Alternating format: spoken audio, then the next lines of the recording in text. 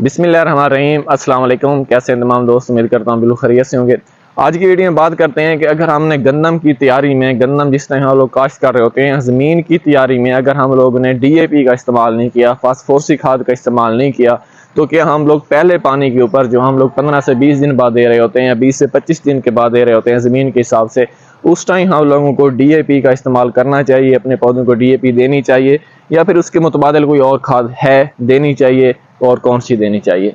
अगर आपने अपनी ज़मीन में ज़मीन की तैयारी में फसल की बुआई के वक्त, ज़मीन के गंदम की बुआई के वक्त अगर आपने DAP का इस्तेमाल नहीं किया, किसी भी किस्म की फास्फोरस का इस्तेमाल नहीं किया, तो फिर आपने ये गलती बिल्कुल नहीं करनी कि पहले पानी के ऊपर आपने उसको DAP दे देनी है।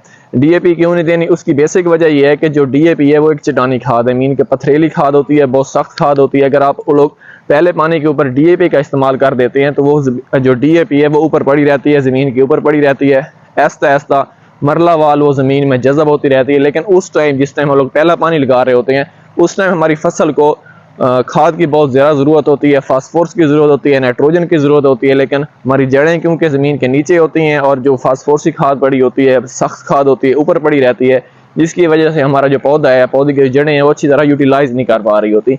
तो उस टाइम पहले पानी के ऊपर आपने यूरिया का भी इस्तेमाल नहीं करना, बल्कि पहले पानी के ऊपर आपने नाइट्रोफास का इस्तेमाल करना है, जिसमें फास्फोरस भी मौजूद होती है, नाइट्रोजन भी मौजूद होती है। और उसके फ़ौरन बाद जिस टाइम आप लोग दूसरा पानी लगा रहे होते हैं, दूसरे पानी में भी आपने फास्फोरस का इस्तेमाल करना है। फास्फोरस से मुराद मेरा फिर नाइट्रोफास से, आपने नाइट्रोफास का पर एकड़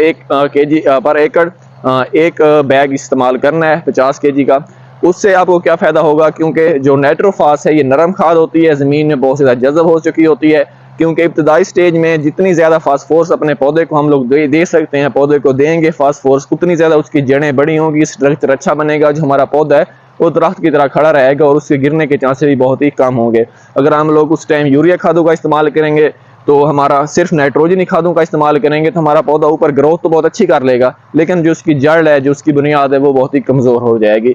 तो अगर आप लोग उन्हें फास्फोरसी खादों का इस्तेमाल ज़मीन की तैयारी में नहीं किया और पहले 2 पानी के ऊपर आप लोग एक गट्टू, एक बैग अगर आप लोग नाइट्रोफास का दे देते हैं, NP का दे सकते हैं, तो उसको आपको लोगों को 2 फ़ायदे हो सकते हैं, बल्कि 2 फ़ायदे हो रहे होते हैं। एक तो आपकी 1 बोरी DAP का फ़ायदा हो रहा होता है, 2 गट्टू से आपको 1 बोरी DAP मिल रही होती है।